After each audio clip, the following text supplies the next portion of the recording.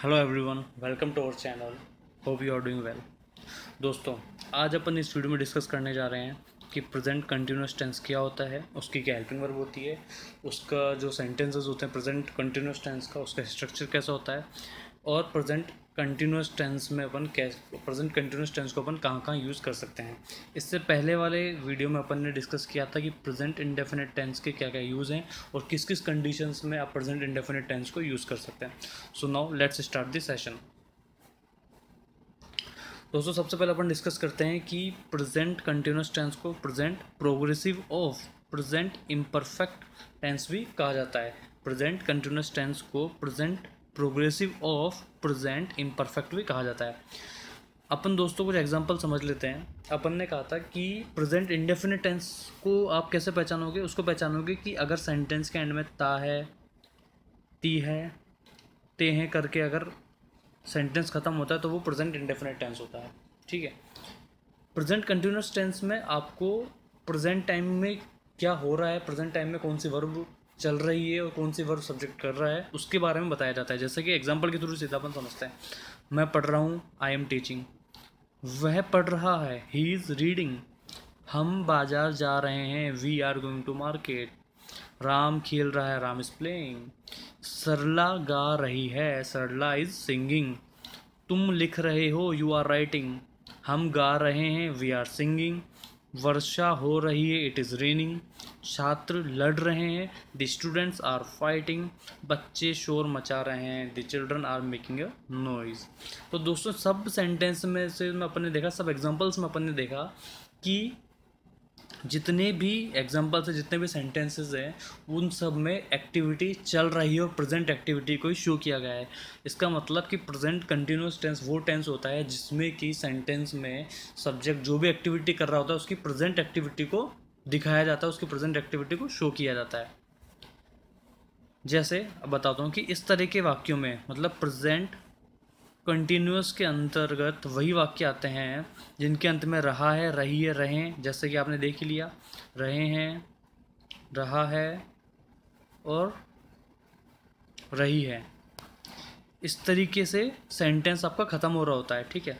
जब कोई कार्य वर्तमान में, ध्यान देना कि जब कोई कार्य वर्तमान में जारी या लगातार रेगुलर प्रोसेस में संपन्न हो रहा होता है तो ऐसे वाक्य प्रेजेंट कंटिन्यूअस टेंस वाक्य माने जाते हैं।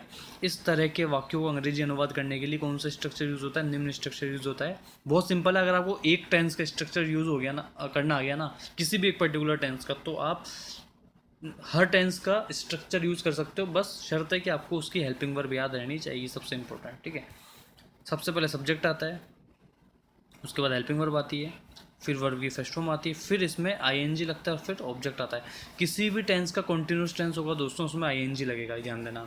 आप भले वो प्रेजेंट टेंस का हो, ध्यान देना, प्रेजेंट टेंस का कंटिन्यूस हो, पास्ट टेंस का कंटिन्यूस हो और या फिर फ्यूचर टेंस का कंटिन्यूस हो, सब में वर्ब की फर्स्ट फॉर्म के साथ आईएनजी लगता है। तो कंटिन्यूस नाम आते ही आप समझ जाना कि वर्ब की फर्स्ट फॉर्म के साथ आईएनजी लगेगा। अब इसके कुछ सामान्य नियम है वो एक बार आपको समझने पड़ेंगे। वो क्या है कि प्रेजेंट कंटिन्यूस टेंस के वाक्यों में सब्जेक्ट के साथ helping verb is am are का प्रयोग करते हैं, बताया, तथा वर्ब की फर्स्ट फॉर्म के साथ आईएनजी भी लगाते हैं, जिसको कि अपन ने नाम दिया क्या? वर्ब की फोर्थ फॉर्म। ठीक है। जैसे ही, शी, इट सिंगुलर नंबर है, थर्ड पर्सन है, उसके साथ इज लगेगा। आई के साथ एम, ये फिक्स है, इसको आप भले रट लो, एकदम दिमाग में डाल लो कि आई के साथ एम लगेगा। और वी, यू, दे जो कि प्लूरल हैं, इनके साथ आर हेल्पिंग वर्ब का प्रयोग किया जाता है। ठीक है। एक बार दोबारा बोलता हूँ कि ही, शी, इट या कोई नाम हो, सिंगुलर नंबर, थर्ड पर्सन के साथ इज, आई के साथ एम फिक्स है एकदम, और वी, यू, दे के साथ आर हेल्पिंग वर्ब का यूज़ करते हैं। तीन तरीके की हो गई। इज तो लग गया ही, शी, इट के साथ, एम लग गया आई के साथ में, और बाकियों के साथ में आर लग जाएगा। तो दोस्तों, ये थी कुछ प्रेजेंट कंटिन्यूस टेंस का डिस्क्रिप्शन या कुछ एक्सप्लेनेशन, जिसमें बताया गया कि इसकी हेल्पिंग वर्ब क्या होती है, दैट इज एम आर। और सेंटेंस अगर रही है, रहा है, रहे से ख़त्म हो रहा था तो अपन उसको प्रेजेंट कंटिन्यूस टेंस में लेते हैं। ठीक है दोस्तों, उम्मीद करता हूँ आपको ये वीडियो पसंद आया होगा। अगर आपको किसी भी तरीके का कोई भी डाउट है तो आप प्लीज़ में कमेंट करके बताएं हमें, हम आपकी इंक्वायरी का ज़रूर से ज़रूर रिप्लाई करेंगे। आप प्लीज़ चैनल को सब्सक्राइब कर लीजिए, वीडियो को लाइक करिए और प्लीज़ वीडियो को शेयर करिए उन सभी के साथ जो किसी ना किसी तरीके से इंग्लिश सीखना चाहते हैं, क्योंकि इससे आसान तरीका इंग्लिश का कोई भी नहीं है।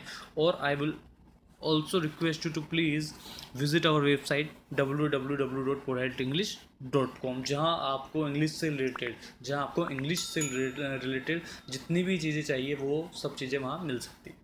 So thank you so much.